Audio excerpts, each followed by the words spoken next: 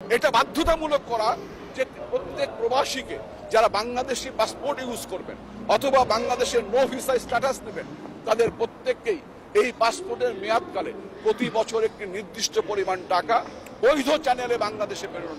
MP সাহেব, আসসালামু আলাইকুম। আপনি যে কথাটা বললেন যে প্রত্যেকটা প্রবাসী যাদের পাসপোর্ট আছে বা যারা পাসপোর্ট নবায়ন করে তাদের প্রত্যেক বছর যেন একটা নির্দিষ্ট অ্যামাউন্ট সরকারি খাতে বৈধ চ্যানেলে প্রেরণ করা হয়। আচ্ছা, ঠিক আছে, আপনার কথাটা মানলাম।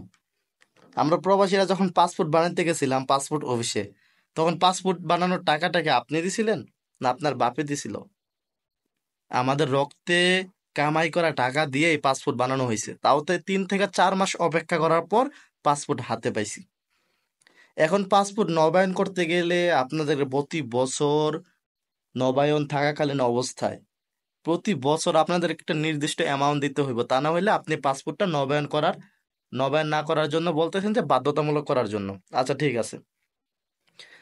আমরা যে প্রতি বছর বছর রেমিটেন্স দেশে পাঠাই, এগুলো কি তোর বাপে পাঠায়? এগুলো কি তোর বাপের কাছ থেকে আসে?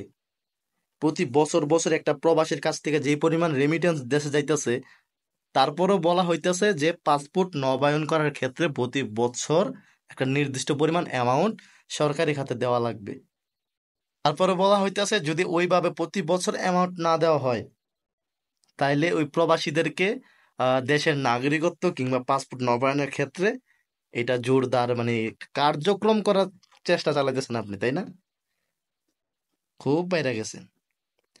ওই যে একটা কথাই আছে না, আহ যখন কিনা একটা ব্যাঙ পানিতে পড়ে তখন প্রচুর লাফায়, আপনি সংসদে গেছেন ব্যাঙের মতন লাফাইতে আছেন, বেশি দিন টিকতে পারবেন না।